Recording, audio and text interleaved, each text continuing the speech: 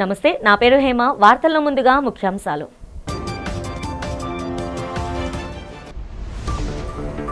తెలుగు రాష్ట్రాల్లో ఘనంగా జరిగిన తెలుగుదేశం పార్టీ 44వ ఆవిర్భావ దినోత్సవ వేడుకలు. అమరావతి టీడీపీ కార్యాలయంలో జెండా ఎగురవేసిన ఎన్టీఆర్ విగ్రహానికి నివాళులు అర్పించిన ముఖ్యమంత్రి చంద్రబాబు.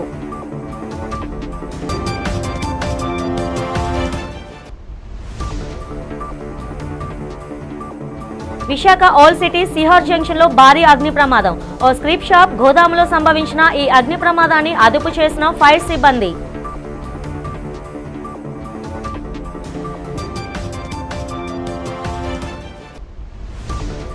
నగరంలో వాడవాడలో అత్యంత ఘనంగా జరిగిన తెలుగుదేశం 44వ ఆవిర్భావ దినోత్సవ వేడుకల్లో పాల్గొని ఎన్టీఆర్ చేసిన సేవలను స్మరించుకున్న పార్టీ శ్రేణులు, అభిమానులు.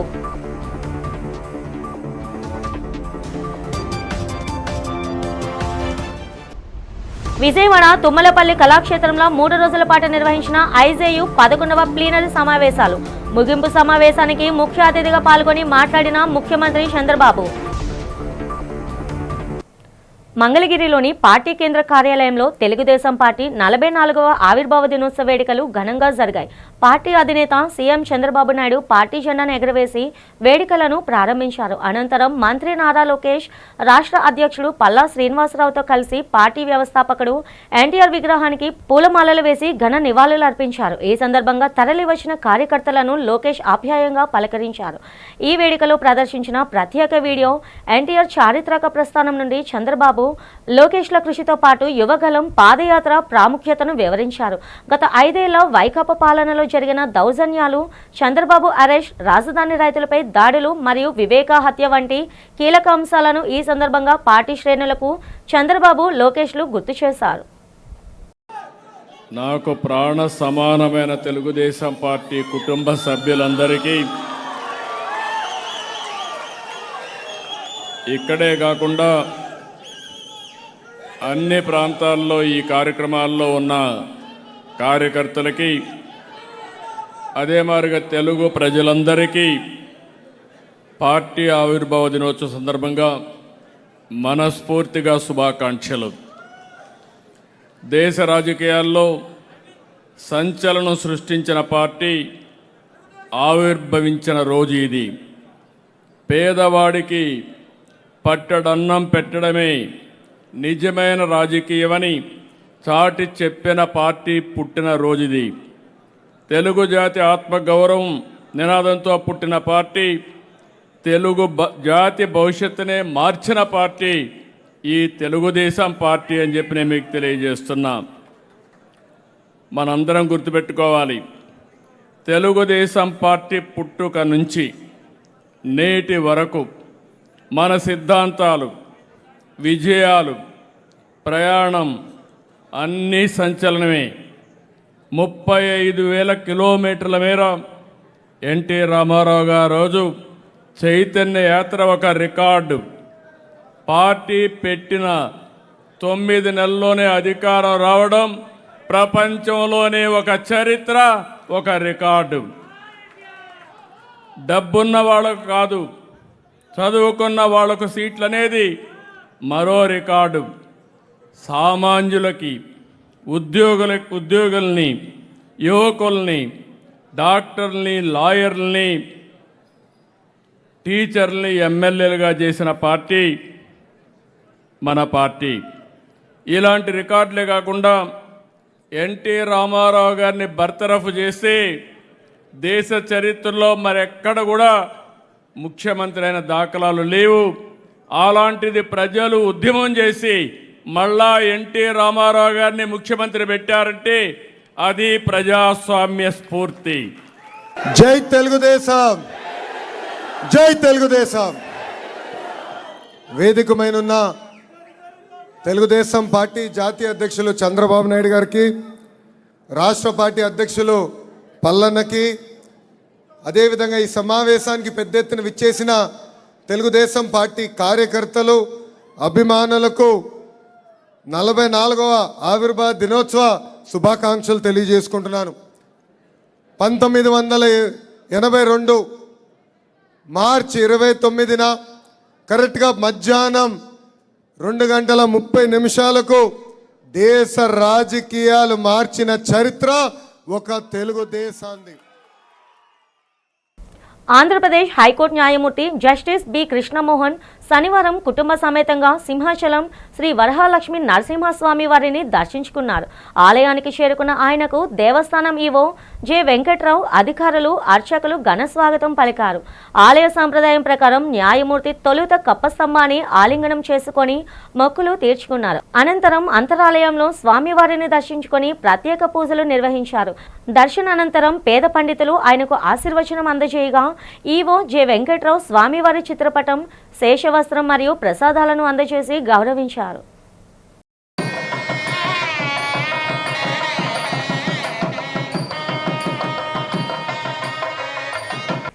విశాఖ పోర్ట్ ఏరియాలోని సిహార్ జంక్షన్ వద్ద ఆదివారం మధ్యాహ్నం భారీ అగ్ని ప్రమాదం సంభవించింది.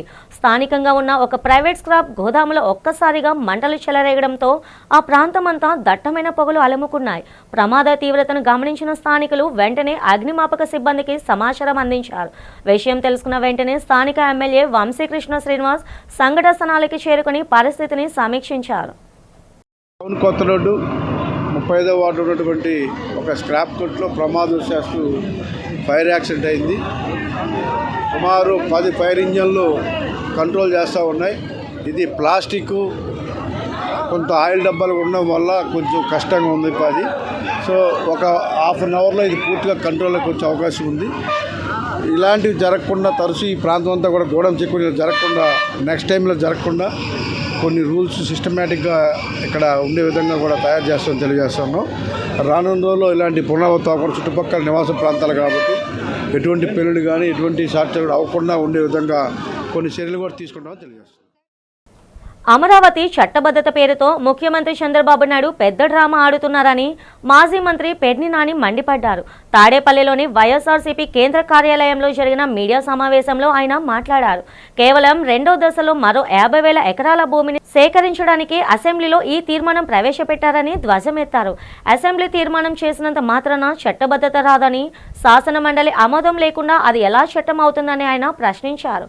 అమరావతి రాజధాని అని చెప్పేందుకు తమ వద్ద ఎలాంటి అధికారిక పత్రం లేదని, ప్రభుత్వమే కేంద్రానికి చెప్పిందని, ఆ తప్పును కప్పిపుచ్చుకోవడానికే హడావిడిగా అసెంబ్లీ సమావేశం పెట్టారని విమర్శించారు. చంద్రబాబు గతంలో ఓటుకు కోట్ల కేసులో అడ్డంగా దొరికిపోయి ప్రజలను మభ్యపెట్టడానికే విజయవాడలో బస్సులో పడుకున్నారని ఎద్దేవా చేశారు. అమరావతి రైతులను, రాష్ట్ర ప్రజలను మోసం చేయడమే లక్ష్యంగా కూటమి ప్రభుత్వం నాటకాలు ఆడుతుందని, వాస్తవాలకు దూరంగా డ్రామాలు చేయడంలో చంద్రబాబు సిద్ధహస్తుడని పెద్ది నాని దుయ్యబట్టారు.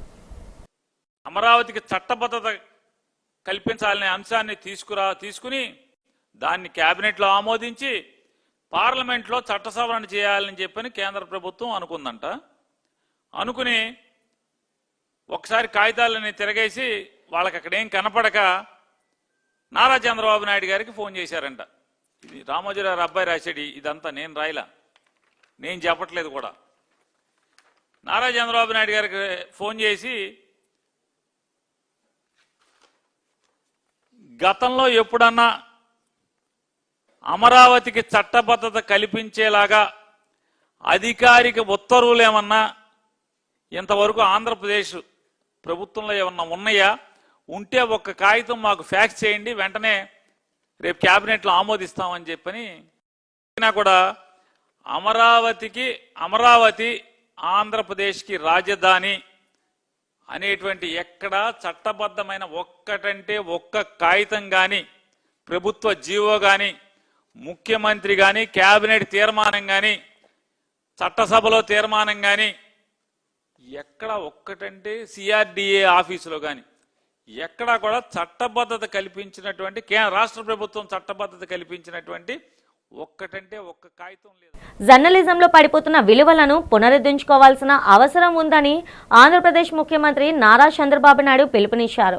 విజయవాడలోని తుమ్మలపల్లి కళాక్షేత్రంలో జరిగిన ఇండియన్ జర్నలిస్ట్ యూనియన్ 11వ ప్లీనరీ సమావేశంలో ఆయన ముఖ్య అతిథిగా పాల్గొన్నారు. జ్యోతి ప్రజ్వలన అనంతరం సీఎం మాట్లాడారు. అబద్ధాలను నిజాలుగా చిత్రించే ధోరణి సమాజానికి ప్రమాదకరమని హెచ్చరించారు. తమది జర్నలిస్ట్ ఫ్రెండ్లీ ప్రభుత్వమని, గతంలో మీడియాపై విధించిన ఆంక్షలను తొలగించి విలేకరుల రిపోర్టర్లకు పూర్తి స్వేచ్ఛను కల్పిస్తామని హామీ ఇచ్చారు. ఇప్పటికే మండల రిపోర్టర్లకు అక్రిడిటేషన్లు, వెల్ఫేర్ ఫండ్ ఏర్పాటు చేశామన్నారు. అమరావతిలో ఐజేయు కార్యాలయానికి స్థలం కేటాయింపుపై సానుకూలంగా ఉన్నామని తెలిపారు. రాష్ట్ర అభివృద్ధిలో మీడియా భాగస్వామ్యం కావాలని, అమరావతిని ఫ్యూచర్ సిటీగా నిర్మించడంలో జర్నలిస్టులు కీలక పాత్ర పోషించాలని కోరారు. ఈ కార్యక్రమంలో మంత్రులు, ఐజేయు జాతీయ ప్రతినిధులు మరియు సీనియర్ పాత్రికేయులు పెద్ద సంఖ్యలో పాల్గొన్నారు. Most of the journalists are aware of me for the last 3 to 4 decades. Even in India or otherwise different parts of the country, whenever I come, I used to work with you.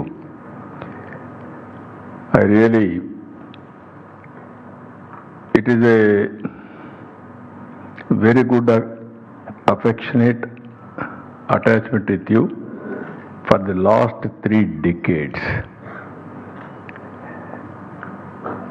Today, 11th plenary you are conducting in Vijayawada.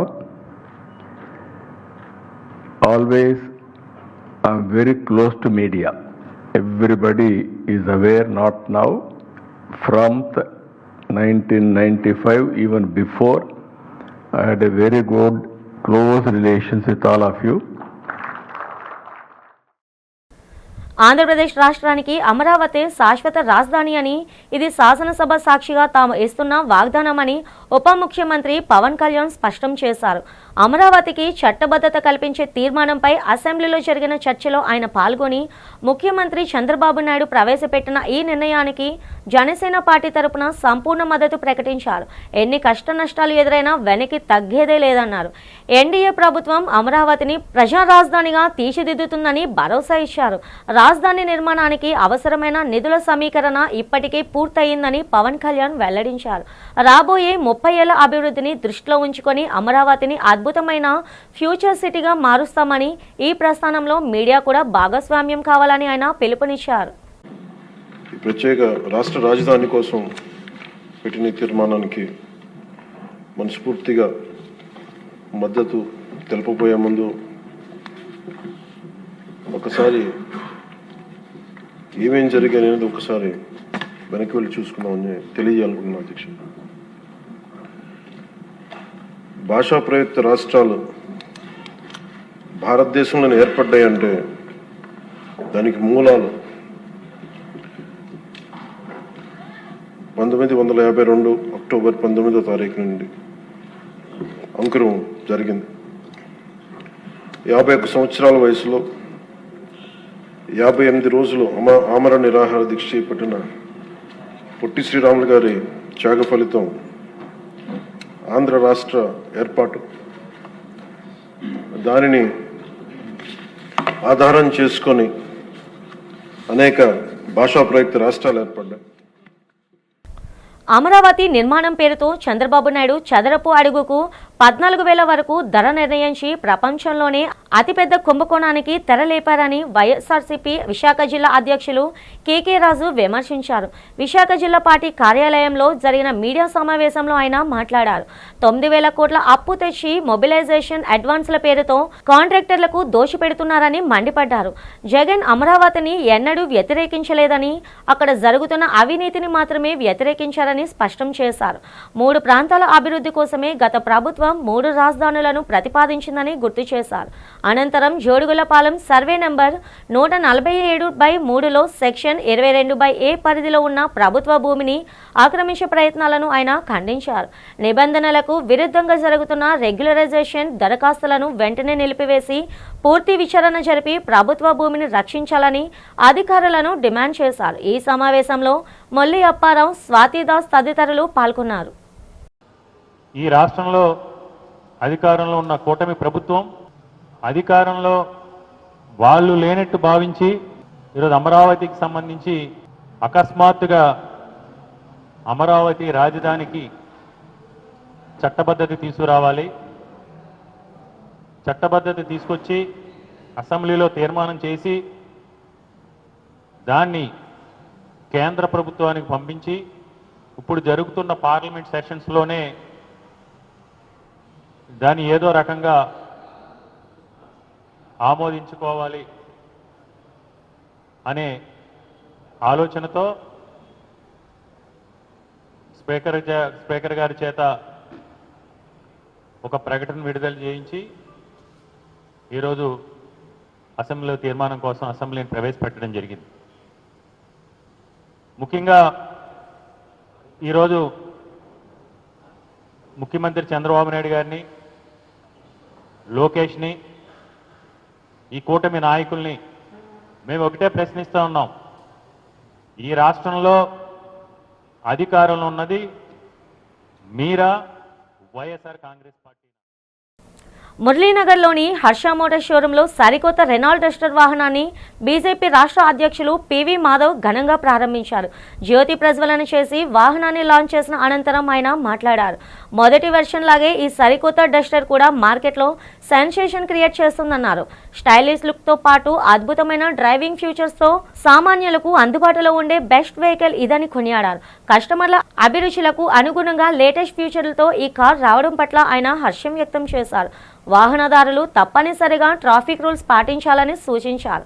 అనంతరం సంస్థ GM మాట్లాడుతూ ఈ version యొక్క వివరాలు వెల్లడించారు. ఈ కార్యక్రమంలో BJP నగర అధ్యక్షుడు Parasuramaraju, district transport commissioner CH Srinivas, Harsha motors MD Muppavarapu Radha మరియు ఇతర ప్రతినిధులు పాల్గొన్నారు.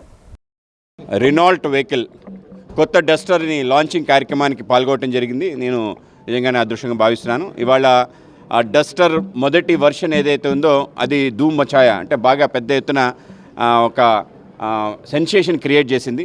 ఆ డస్టర్ వచ్చినప్పుడు ఎవరు అనుకోలేదు, కానీ అది ఇండియన్ రోడ్స్కి బాగా ఫిట్ అయింది.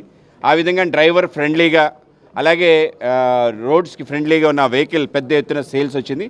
సడన్గా డస్టర్ దాన్ని విత్డ్రా చేసుకుంటా అనేసరికి పెద్ద ఎత్తున ప్రజల్లో నిరాశ కూడా కలిగింది. కస్టమర్స్ అందరూ కూడా వాళ్ళు చాలా బాధపడ్డారు, ఏంటి డస్టర్ మళ్ళీ రాదా అని చెప్పి. ఆ విధంగా పాత డస్టరే చాలా సంవత్సరాలు వాడుతూ సుమారు 2017 అనుకుంటాను డస్టర్ 1 లాంచ్ అయింది. సో ఆ విధంగా అప్పటి నుంచి తర్వాత విత్ ఇన్ 3 years 2020లో దాన్ని విత్డ్రా చేసుకోవడం దగ్గర నుంచి కూడా పబ్లిక్ వెయిట్ చేస్తున్నారు. సో సుమారు 6 సంవత్సరాల తర్వాత మళ్ళీ Duster is back. So with a new version with all high end ఫీచర్స్తో రావటం ఏదైతే ఉందో అందరూ కూడా దాన్ని స్వాగతిస్తున్నారు. ఇవాళ దానికి కింద ఉండే ఏదైతే గ్రౌండ్ క్లియరెన్స్ కానీ, బూట్ కెపాసిటీ కానీ, అలాగే మోస్ట్ డ్రైవర్ ఫ్రెండ్లీ ఫీచర్స్ అన్నీ కూడా దానికి ఇవ్వటం, అలాగే అన్ని సెన్సార్స్ కూడా ఉండటం, ఆ విధంగా సేఫ్టీ ఫీచర్స్లో కూడా టాప్ ఎండ్లో ఉండటం ఏదైతే ఉందో తప్పనిసరిగా ఇండియన్ రోడ్స్కి Duster will become a sensation. Duster అనేది మళ్ళీ మనం రీలాంచ్ చేసాం. సో ప్రతి వాళ్ళకి కూడా డస్టర్ కోసం ఆల్రెడీ ప్రీవియస్గా తెలుసు. కాకపోతే ఏంటంటే ఇప్పుడు విత్ ఆల్ 35 సేఫ్టీ ఫీచర్స్తో పాటు 17 అడాస్ ఫీచర్స్తో పాటు మనం డస్టర్ లాంచ్ చేస్తున్నాం. అండ్ వన్ యూనిక్ ఫీచర్ ఏంటంటే వీఆర్ ప్రొవైడింగ్ వెట్ క్లచ్ అనేది ఫస్ట్ ఇన్ క్లాస్. దీనివల్ల మనకు యూసేజ్ ఏంటంటే సో డ్యూరబిలిటీ అనేది more. And one more we're providing 17 ADAS features. So 17 ADAS features కూడా మనకి సో వీల్ డ్రైవింగ్లో యూజ్ అవుతూ ఉంటాయి. As well as 35 standard safety features అనేవి మనం ప్రొవైడ్ చేస్తాం. అండ్ వన్ మోర్ డస్టర్లో ఏంటంటే మనం మాన్యువల్ ట్రాన్స్మిషన్ అలాగే డిజిటల్ ట్రాన్స్మిషన్ కూడా లాంచ్ చేస్తున్నాం. విశాఖ జిల్లా గాజువాక పారిశ్రామిక ప్రాంతంలో మట్టల ఆదివారం వేడుకలు భక్తి శ్రద్ధలతో ఘనంగా జరిగాయి. ముఖ్యంగా మల్కాపురం యునైటెడ్ చర్చి ఆధ్వర్యంలో నిర్వహించిన ఈ వేడుకలో విశ్వాసులు ఈత కొమ్మలు చేతబట్టి హోసన్నా హోసన్నా అంటూ జరిపిన ఆధ్యాత్మిక ఊరేగింపు ప్రత్యేక ఆకర్షణగా నిలిచింది. ఈ సందర్భంగా పాస్టర్లు జోసెఫ్ రాజ్, ఎం దర్తేరాజ్ మాట్లాడుతూ యేసు ప్రభువు చూపిన ప్రేమ, త్యాగం మరియు వినయం ప్రతి ఒక్కరికి ఆదర్శమని, ఆయన చూపిన శాంతి మార్గంలో నడవాలని పిలుపునిచ్చారు. 2000 ఏళ్ల క్రితం పాపుల రక్షణ కోసం ప్రాణాలు అర్పించిన క్రీస్తును స్మరిస్తూ ఈ పవిత్ర వారంలో జరిగే గుడ్ ఫ్రైడే, ఈస్టర్ వేడుకలో అందరూ పాల్గొనాలని కోరారు. ఈ కార్యక్రమంలో చర్చి అధ్యక్షులు సువర్ణరాజు, సెక్రటరీ జానేష్, కోశాధికారి జాషువా మరియు సంఘ సభ్యులందరూ పాల్గొని వేడుకను విజయవంతం చేశారు. రామ్నగర్ ఎన్టీఆర్ విగ్రహం వద్ద తెలుగుదేశం పార్టీ ఆవిర్భావ దినోత్సవ వేడుకలు అత్యంత వైభవంగా జరిగాయి. ఈ కార్యక్రమానికి 28వ వార్డ్ టీడీపీ అధ్యక్షుడు నక్కా కనకరాజు నాయకత్వం వహించారు. ఈ సందర్భంగా ఆయన మాట్లాడుతూ తెలుగు జాతి ఆత్మగౌరవాన్ని ప్రపంచానికి చాటి చెప్పిన మహానీయుడు ఎన్టీఆర్ అన్నారు. పేద ప్రజల ఆరాధ్య దైవం నందమూరి తారక రామారావు అన్నారు. అటువంటి మహానీయుడిని స్మరించుకుంటూ తెలుగుదేశం పార్టీ ఆవిర్భావ దినోత్సవ వేడుకలు నిర్వహించుకోవడం ఎంతో గర్వంగా ఉందన్నారు. పేదల సంక్షేమమే ధ్యేయంగా పుట్టిన ఈ పార్టీ దశాబ్దాలుగా కోట్లాది మంది ప్రజల గుండెల్లో చెరగని ముద్ర వేసిందన్నారు. ఎన్టీఆర్ ఆశయాలను గుండెల్లో నింపుకొని నారా చంద్రబాబు నాయుడు అడుగుజాడల్లో నడుస్తూ పార్టీని మరింత బలోపేతం చేసేందుకు తామంతా ముందుంటామని పేర్కొన్నారు. ఈ కార్యక్రమంలో స్థానిక టీడీపీ నాయకులు నడిగట్ల శంకర్రావు, డొక్కార శంకర్రావు, సిహెచ్ కృష్ణారెడ్డి, బొల్లం శంకర్రావు, నడిగట్ల సురేష్ పాల్గొన్నారు. విశాఖపట్నం తూర్పు నియోజకవర్గం ఏరియాలో ఉన్న 28వ వార్డు ఆధ్వర్యంలో శివనిల్స్ సర్కిల్లో ఉన్న శ్రీకృష్ణుని రూపంలో ఉన్న ఎన్టీఆర్ విగ్రహానికి ఈరోజు అన్న నందమూరి తారక రామారావు గారు ఈ పార్టీని స్థాపించి 44 సంవత్సరాలు అవుతుందంటే మాకే ఎంతో ఆశ్చర్యంగా ఉంది. ఎందుకంటే ఆ పార్టీ స్థాపించిన రోజు మేము చాలా 10-12 సంవత్సరాలు ఉన్న వయసులో ఉండేవాళ్ళము. ఈరోజు ఇన్ని సంవత్సరాలు ఈ పార్టీ నడుస్తుందన్న, ఇంతకాలం తెలుగుదేశం ప్రభుత్వం ఈ ఆంధ్ర రాష్ట్రంలో కానీ ఉమ్మడి ఆంధ్రప్రదేశ్లో కానీ పాలించిందన్న అన్న నందమూరి తారక రామారావు గారు స్థాపించిన పార్టీ దానికి ఉన్న ఇమేజ్ కానీ, దానికి ఉన్న వ్యవస్థాపకం చేసిన రోజు కానీ, ఆ జెండా కానీ, ఆ కలర్ కానీ ఆ రోజు అన్ని విధాలుగా ఆయన ఆలోచించి స్థాపించడం జరిగింది. దాంతోనే కాదు, అప్పటి వరకు సంక్షేమం ప్రజలకు చేరువ అయ్యేది కాదు. అన్నాలను ఇప్పుడు మనకి స్వాతంత్రం వచ్చిన తర్వాత అన్న నందమూరి తారక రామారావు పార్టీ స్థాపించే వరకు పేద ప్రజలకి కనీసం సంక్షేమ పథకాలు వాళ్ళ చేతుల దాకా వచ్చేవి కావు. ఆయన ఎప్పుడైతే పార్టీ స్థాపించి 9 నెలల్లోనే ముఖ్యమంత్రి అయిన తర్వాత సంక్షేమ పథకాలు అంటే దేశానికే ఆయన పరిచయం చేశారు అన్న నందమూరి తారక రామారావు గారు. విశాఖ దక్షిణ నియోజకవర్గం 35వ వార్డు పరిధిలో మట్ల ఆదివారం వేడుకలు ఘనంగా నిర్వహించారు. ఆదివారం ఉదయం 7 గంటల నుండి 10 గంటల వరకు కృపామయ ప్రార్థన సహవాసం ఆధ్వర్యంలో దైవజనులు మేరీ జోసెఫ్, సువార్తరాజు సంఘస్థులు ఆధ్వర్యంలో ఈ కార్యక్రమం జరిగింది. ఈ సందర్భంగా ప్రసాద్ గార్డెన్, పండా వీధి, రామకృష్ణ, రైతు బజార్, గాజుల వీధి, కలుపాకలు, పూనా మార్కెట్, వెలంపేట, మేదర వీధి, పెరుకు వీధి మరియు ఆయిల్ సందు వంటి పలు ప్రాంతాల్లో భారీ ఊరేగింపు నిర్వహించారు. భక్తి శ్రద్ధలతో సాగిన ఈ కార్యక్రమంలో పెద్ద సంఖ్యలో విశ్వాసులు పాల్గొని ప్రార్థనలు నిర్వహించారు. ఈ సందర్భంగా దైవజనులు మేరీ జోసెఫ్ మాట్లాడుతూ మట్ల ఆదివారం విశిష్టతను భక్తులకు వివరించారు. దేవుని కృపతో ఈ కార్యక్రమం విజయవంతంగా ముగిసిందని వారు తెలిపారు.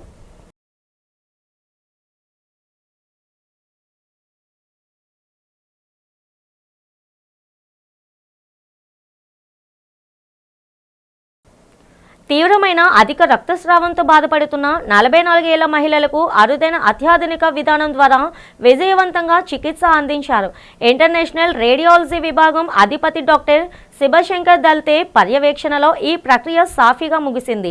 అధిక రక్తస్రావం కారణంగా తీవ్ర రక్తహీనతకు గురైన రోగికి ఎటువంటి పెద్ద శస్త్రచికిత్స అవసరం లేకుండానే గర్భాశయానికి వెళ్లే అసాధారణ రక్త సరఫరాను నిరోధించి ఈ చికిత్స చేశారు. ఈ సందర్భంగా డాక్టర్ దల్తే మాట్లాడుతూ గర్భాశయ ఫైబ్రాయిడ్స్ లేదా అసాధారణ రక్తస్రావం ఉన్న మహిళలకు ఈ విధానం ఒక సురక్షితమైన ప్రత్యామ్నాయం అన్నారు. దీనివల్ల గర్భాశయాన్ని తొలగించాల్సిన అవసరం ఉండదని వివరించారు. తక్కువ సమయంలోనే రోగి కోలుకొని డిశ్చార్జ్ అయ్యారని చెప్పారు. అధిక రక్తస్రావం సమస్య ఉన్న మహిళలు నిర్లక్ష్యం చేయకుండా వెంటనే వైద్యులను సంప్రదించాలని ఆయన సూచించారు. Basically this is a lady, దానికి యూట్రస్ నుంచి ఎక్కువ బ్లీడింగ్ అవుతుంది. యూట్రస్ మీన్స్ గర్భసంచాలు. దాని నుంచి బ్లీడింగ్ అయితే సపోజ్ 30-35 ఇయర్స్లో ఈ యూట్రస్ తీయడానికి that's not a good option. Because ఒక్కోసారి యూట్రస్ తీసిన తర్వాత depression, obesity and sexual dysfunction ఇలాగ చాలా ప్రాబ్లం అవుతుంది. ఆస్టియోపోరోసిస్, బోన్ వీక్ అయిపోవడానికి ఛాన్స్ ఎక్కువ ఉంది. దాని గురించి ఈ యూట్రస్ లోపల ట్యూమర్ ఉంటే, fibroid tumour, fibromyoma which is called, ఈ ట్యూమర్ ఉంటే ఇప్పుడు ఒక చాలా న్యూ ట్రీట్మెంట్ ఉంది, న్యూ ప్రొసీజర్ ఉంది which is called an embolisation.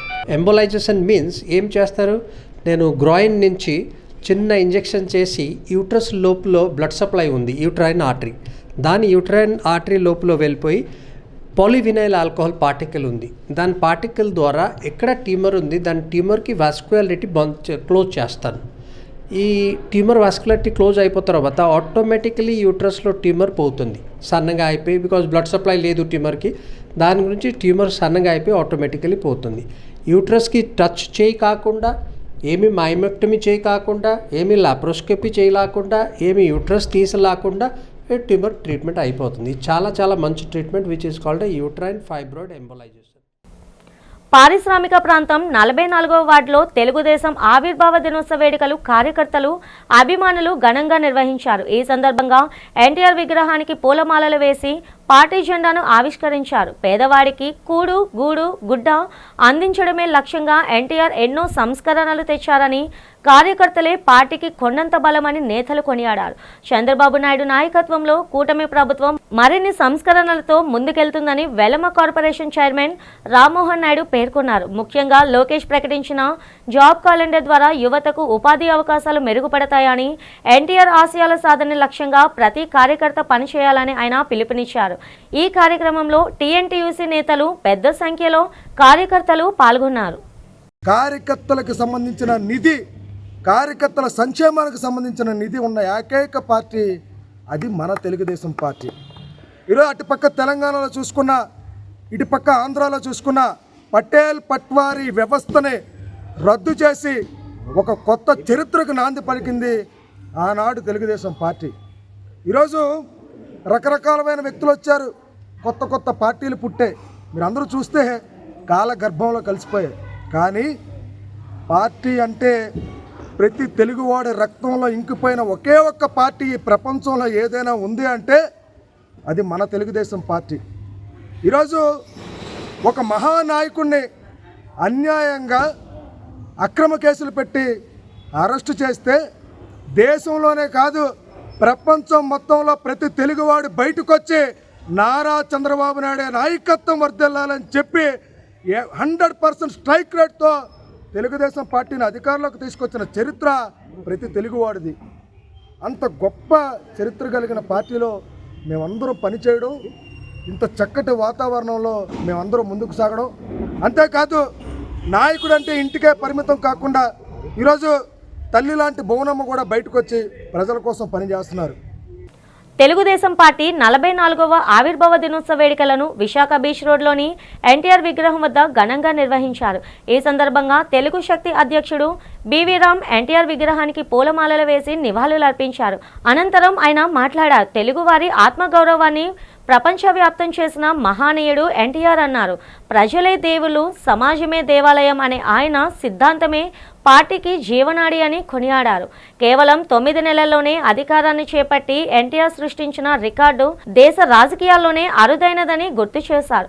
Party కోసం నిరంతరం శ్రమిస్తున్న క్షేత్రస్థాయి కార్యకర్తలను గుర్తించాలని ఈ సందర్భంగా బివి రామ్ పార్టీ అధినేత చంద్రబాబు నాయుడు నారా లోకేష్ కు విజ్ఞప్తి చేశారు. ఎన్టీఆర్ సిద్ధాంతం తెలుగువారి ఆత్మగౌరవం, అలాగే పేద ప్రజలు, మానవతావాదం అనే సిద్ధాంతంతో పార్టీ ముందుకొచ్చింది. సమాజమే దేవాలయం, ప్రజల చెప్పిన పార్టీ ఏకైక పార్టీ ప్రపంచంలో తెలుగుదేశం పార్టీ. మరి నాడు మనకు అందరూ తెలుసు, 9 మాసాల్లో అధికారం చేపట్టిన ఘనత ఒక ఇంటికి దక్కింది. మరి ఈవేళ తెలుగుదేశం పార్టీ ప్రతి ఒక్క కార్యకర్త ఒక సైనికుడి మాదిరిగా పనిచేసి పార్టీని ఎక్కడెక్కడికో తీసుకెళ్లారు. ఈరోజు మేము ఒకటే కోరుతున్నాం, ఎన్టీఆర్ ఆశయం సిద్ధాంతం జాతీయ స్థాయిలో తెలుగువారి వాణి వినిపించాలని చెప్పి, తెలుగుదేశం పార్టీ గల వినిపించాలని చెప్పి ఆయన కోరుకున్నారు. దాని డెఫినెట్గా నాడు కాంగ్రెస్ ప్రత్యేకమైన తెలుగుదేశం పార్టీ వచ్చింది. మరి ఆ రోజు మనకు తెలుసు, ఆయన 2 రూపాయల బియ్యం, అలాగే ఆడవారికి ఆస్తు సగభాగం, మధ్యాహ్న భోజనం, ఎన్నో పథకాలు ప్రవేశపెట్టి నేటికి ఎన్టీఆర్ పెట్టి పథకాలే. వార్తలు ముగిస్తుండగా ముఖ్యాంశాలు మరొకసారి. తెలుగు రాష్ట్రాల్లో ఘనంగా జరిగిన తెలుగుదేశం పార్టీ 44వ ఆవిర్భావ దినోత్సవ వేడుకలు. అమరావతి టీడీపీ కార్యాలయంలో జెండా ఎగురవేసిన ఎన్టీఆర్ విగ్రహానికి నివాళులు అర్పించిన ముఖ్యమంత్రి చంద్రబాబు.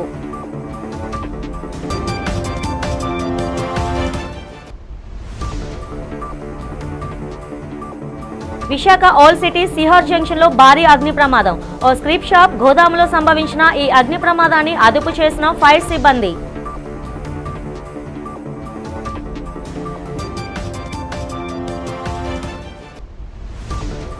నగరంలో వాడవాడల అత్యంత ఘనంగా జరిగిన తెలుగుదేశం 44వ ఆవిర్భావ దినోత్సవ వేడుకలు. వేడుకల్లో పాల్గొని ఎన్టీఆర్ చేసిన సేవలను స్మరించుకున్న పార్టీ శ్రేణులు, అభిమానులు.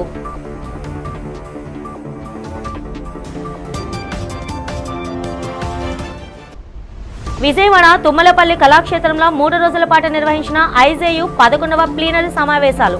ముగింపు సమావేశానికి ముఖ్య అతిథిగా పాల్గొని మాట్లాడిన ముఖ్యమంత్రి చంద్రబాబు. ఈనాటి వార్తలు ఇంతటితో సమాప్తం. నమస్తే.